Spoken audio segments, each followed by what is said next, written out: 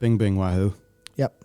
Bing, bing, wahoo. There is a new section that's been added to loot tables for the new raid in World of Warcraft, and this is the very rare section, as you can see here, where we've got Nethralax, Enemy of the Sky. Now, here's the deal. That thing has got, I think it's like 7 item levels higher. I think it's 405, and I think those other items are 395. But here's the deal. Blizzard has a new subcategory of loot. Now this, if it existed in Shadowlands, would have included the Sylvanas bow, Sylvanas daggers, those just one-off really cool items. So Blizzard, they've got their regular loot table, as you can see, up here. But they want to pepper in just more special rare items. This isn't Titan Forging, it's just literally some rare loot. Almost like a little micro-legendary. It's something they're doing to spice up the loot tables, make it so that, if you're kind of clearing through a raid again and again and again, there is a chance you can get, the rare little bit of loot. So, overall, I think that's probably a good thing. And also, just for a quality of life point of view, putting this under the very rare section, that's important because that impacts player perception. Because now players will see this and they'll just think, oh, okay, this is a special, different thing. I should not expect it. Yeah, that will make the boss feel a little bit more memorable, a little bit more noteworthy. So I think it's a pretty reasonable thing. And I also like how in codifying this as a system, Blizzard now has a bucket to throw ideas into.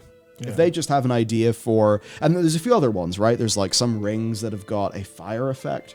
So if they just have ideas for a cool piece of loot, think of Crucible of Storms in Battle for Azeroth, in BFA, which had just a few cool like little sets, cool bits of green text and some items. It was really neat shit. And yeah, hey, it just makes loot interesting. I think loot, when it looks like this, that is more interesting than, the Titan Forging and all of that stuff. Yeah. Now it's not just, oh, wow, this bit of loot is randomly incredible. No, instead it is, this is the rare bow that dude has. I think that's very different to just having a broad systemic paste of Titan Forging applied over everything. Yeah, it's almost like, I don't mean to be rude with this, it's almost like UX design 101. Yeah. See, here's the thing, Vlad, bad idea. Raid leaders will force people to pass those to leaders just because they consider themselves better. Vlad, if you're playing, no, fuck off, fuck dude, no, don't do that.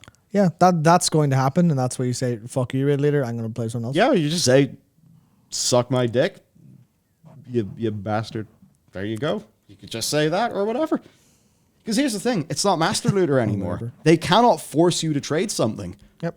If you get that, and your raid leader says, trade that, well, okay. You click need, job's done. You click need, they literally can't force you. Now, it could perhaps be that your team had pre-agreed. I don't know, maybe you're still running DKP. I don't think anyone's really doing that.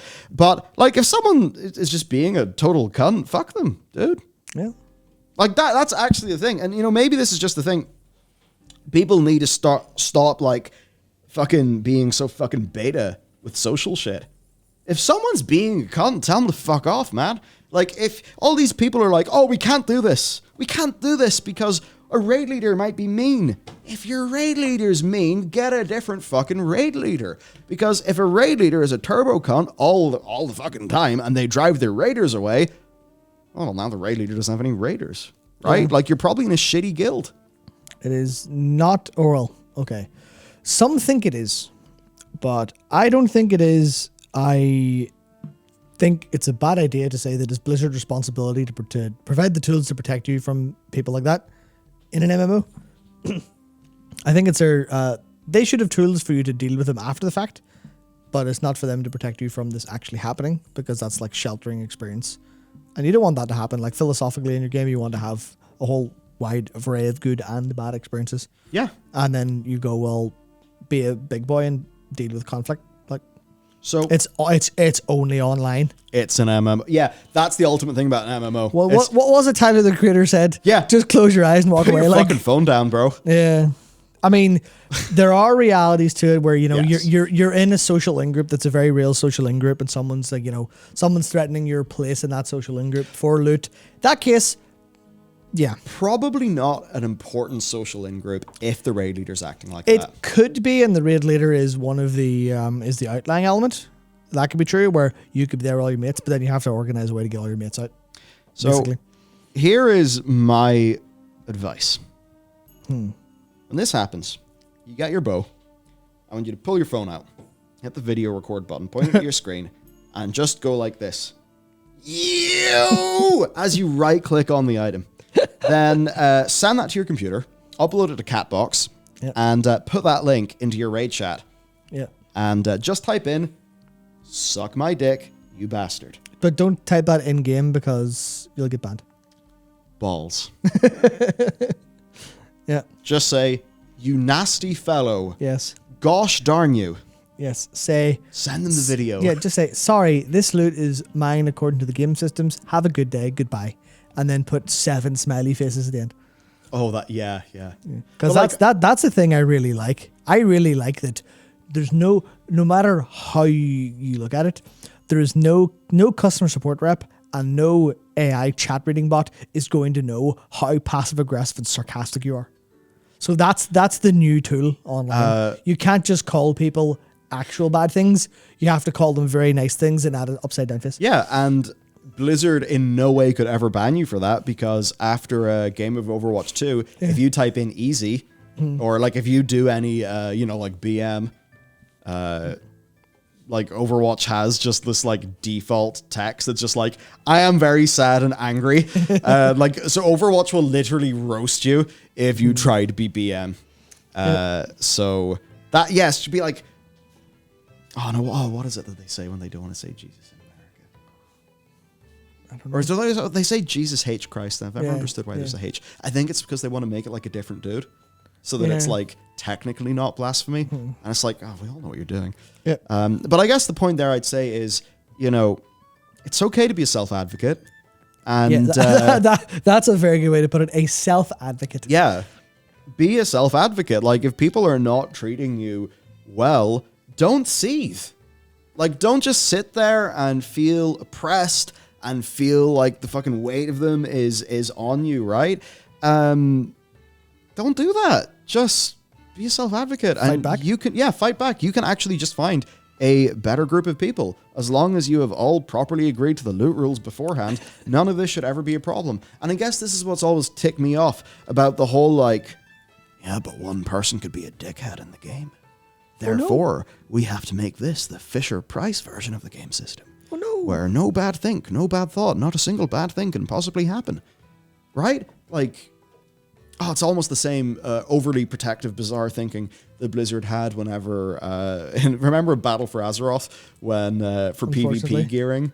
The PvP gearing was... they turned it into rations. Yeah, it was you just be like, "Please, Mr. Hazakostas, I've filled my bar. Can I have a ration ticket to get some gear, please?"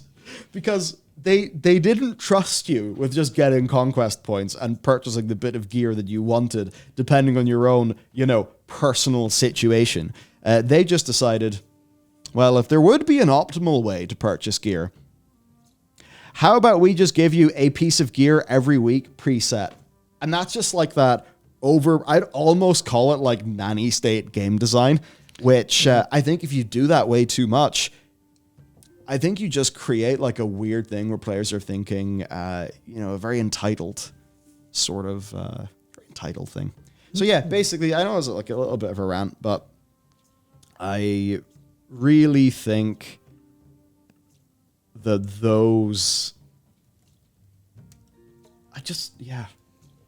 it's like the whole master loot discussion all over again. Yeah. It's like, if you have a problem with master loot, then don't use master loot. Or don't play with dickheads. One person or a theoretical bad experience is not worth all the good experience it enables. Yeah, that's it. There are times where that makes sense in the real world, where it's like very bad experiences, but it's a fucking video game. It's like, how bad is a bad experience? Just close your eyes and walk away from your computer. Or join another guild. Like, it's not worth the damage you'll do to everyone else's experience with it. Yeah. All right. So anyway, this is nice for loot, and I'm feeling good about the state of loot. I think it's going to be very interesting going through the 3 tiers of item level within a single raid difficulty. I think that'll be kind of interesting. So I guess I'm just going into it with an open mind. All right, hopefully it'll feel a bit better than I had. Another thing, so this was funny. This kind of exploded a little bit in Twitter. Yes. There was a beta build which let you put weapon illusions on artifacts. And then the next beta build, that went away. And then Blizzard said that basically it's going to require a whole bunch of testing, and they want to do that in a patch soon after, but not the initial launch. So you will be able to put weapon illusions, which, by the way, some of the weapon illusions are pretty damn cool. You'll be able to put them in your artifacts, just not at launch. So. Yeah, because I think artifacts... And this is an interesting part where it's like, it was there, so why not just keep it? And it's like, now I'm going to literally contradict this later, but they do have a responsibility as people making a product to ship something that's like tested and works. Obviously, they do it all the time, but fuck me. But there is that kind of, they can't just say, it vaguely works, fuck it. It's like, oh no, what if this breaks other things in a pretty brutal way for user experience? Be that, in the middle of a raid, you cast a Holy Shock when Silverhand has the Mongoose appearance on it, and suddenly your entire screen is just green fire. Like, what do you do with that? They have to test to make sure those things don't happen. And I imagine a lot of artifacts use the same fundamental, actual system. So the slot of the illusion appearance goes here. There's probably spell effects in that for artifacts. They have to go, okay, 1-by-1 basis. Is this going to work? Is it going to work? Is it going to work? So it's like, yeah, at least the fact that they're going, hey, it kind of worked. It means they probably had a little internal discussion going, person who's in charge of that, lead visuals, I don't know, lead technical artist. Is that going to work? They're like, I mean, it looked like it might. Yeah. And then they're like, when do you think we could get this done? And they're like, I should have timed it done by 10.05 or 10.1. I'll give it a go. And they probably had that discussion, got a rough timeline, and then said, we'll do a little patch. And that's the thing of, that shows a little bit of agility that I'm sure if that mistake never happened, they probably wouldn't have planned it. But now there's people like that accident? Oh, let's make the accident real then. Fantastic. Yeah, that looks good shit. Like Street Fighter 2 combos. Those combos only existed in fighting games with a rare chance. That's incredible. So mad.